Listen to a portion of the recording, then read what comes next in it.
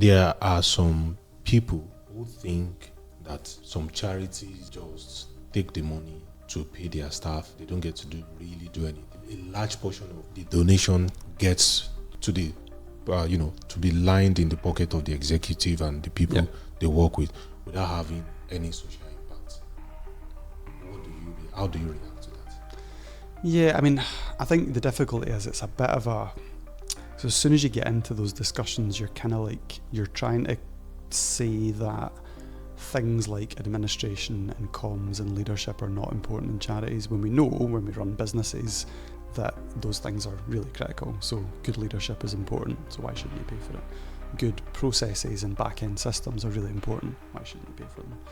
So for me, like, I don't know, that conversation can be a bit of a distraction, but there is no getting away from the fact that there's been enough controversies in the charity sector over the last 5 years or so, some of them very, very real, that have alarmed the public, and there's a kind of recouping of public confidence in the charity sector that it's getting there, but it's actually kind of, for a while was at a bit of an all-time low where people did not trust charities.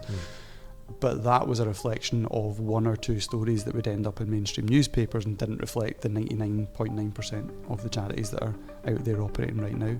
But I would say, the charity sector reflects society in the same way that the business sector does, or the public sector. And if I was to look in a local authority council office, how many staff in there would be doing something that was unscrupulous? How many businesses in Glasgow are set up and don't pay tax? And every sector has its own problems. I don't think it's something particularly unique to the charity sector, but for me, the idea that no money at all should be spent on leadership or the other things that make good organisations function feels a bit silly. And the more that we get that stuff right, the more that you can have impact with the money that you're donating. And every charity wants, lots of charities want to be set up to not exist. So, Cancer Research UK does not want to exist. It wants to be a charity that provides research and provides cures. Lots of charities are set up to, at some point, not exist. Now, that concept is quite alien in the business sector, because the idea that you'd be like, I'm going to set myself up to not exist would be quite ridiculous. But so those kind of concepts of why you exist, how you exist, the impact you're making and what is important are quite different. And I think putting those same measures of how you run a corporate entity versus how you run a charity, they're not the same thing. But going back to the fundamentals of running a business are not that different from the fundamentals of running a charity, and without them, the whole thing falls apart. I think you've brought a very, very strong defense for anybody who have this kind of thought that if I donate, it just goes to overhead without really, really helping people. Yeah. Because from what I have also learned from you now, for just like any other business, the front office has to be there for the business to run effectively. The executive has to be there for the things to run effectively.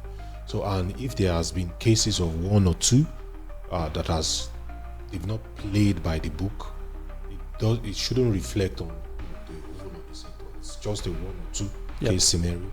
While we have gazillion people who are doing the right thing, you've really puts a very strong defense forward, which when you say it now, it makes sense to me now. To be honest, it does make sense now. Saying that one or two persons cannot represent. Maybe we have 500 charities, and one or two are bad. For me, I think that's more than enough. That's more than if that's about 99.9% are still good. It's a pass mark. So the next thing I want to, probably it can still take us back to what we are talking about is this.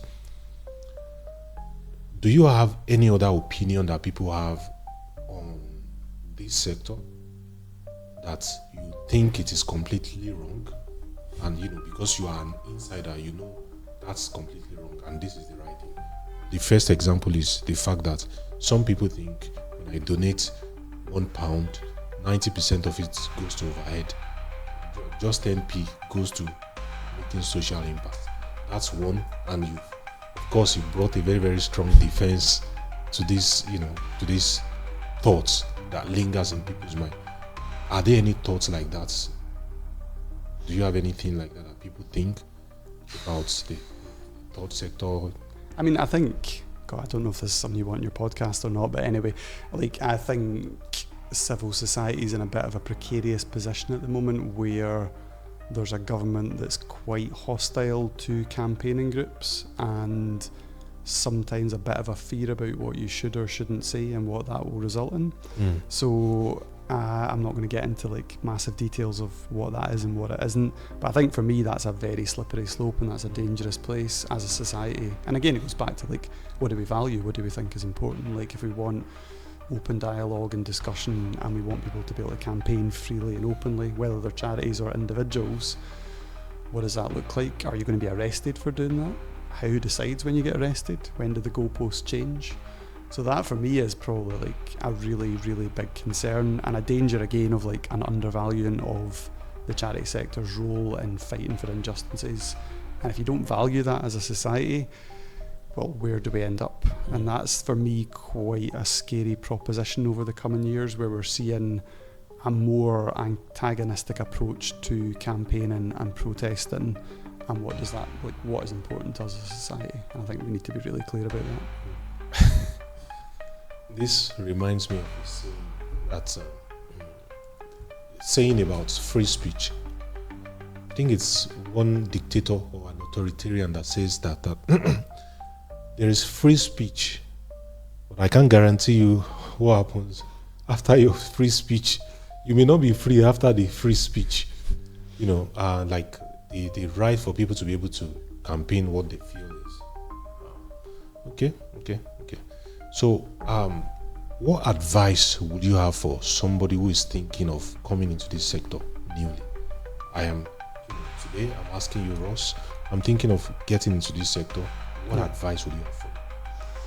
That's a good question.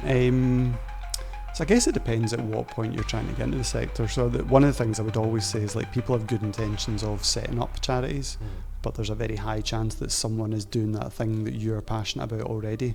And how do you work with them to accomplish that? And I think it's one of the things we saw during the pandemic is lots of people in the tech sector, great intentions, lots of stuff they wanted to do for society, but it's like leaping to the tech solution first without thinking, oh, there's a charity in my community that already does that thing. They've been doing it for 40 years. What's their experience? What's their intelligence?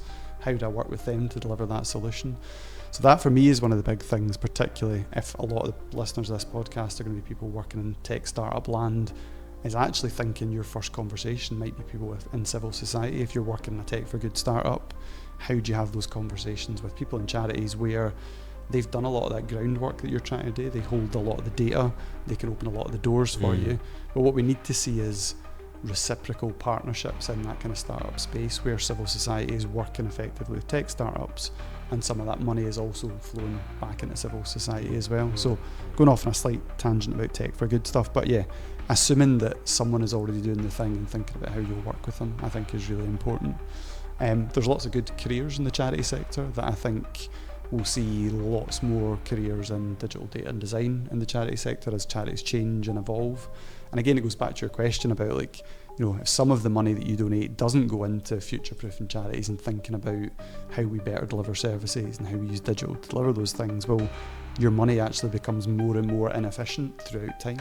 So if we know that AI can deliver an efficiency, that I can reduce an admin overhead, and actually your pound goes further than it did 6 months ago, that's a really positive thing.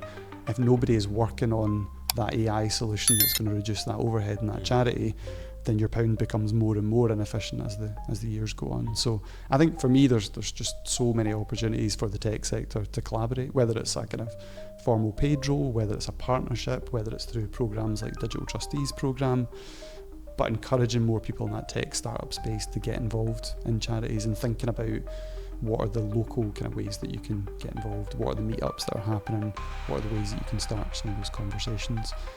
Throughout the UK, so we run a thing called Tech for Good Scotland, which is a kind of gathering of people in that space in Scotland. There's equivalents across the UK, so there's a kind of UK Tech for Good organisers network in most communities and most cities in the country.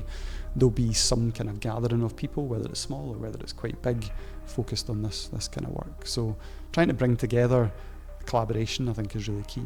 We've seen a lot of that through Tech for Good Scotland. You know, like one of our last speakers, came from Edinburgh University, someone from the Scottish Government. We had people in tech startups, people in charity sector, people working in kind of small community groups, doing really interesting stuff with technology.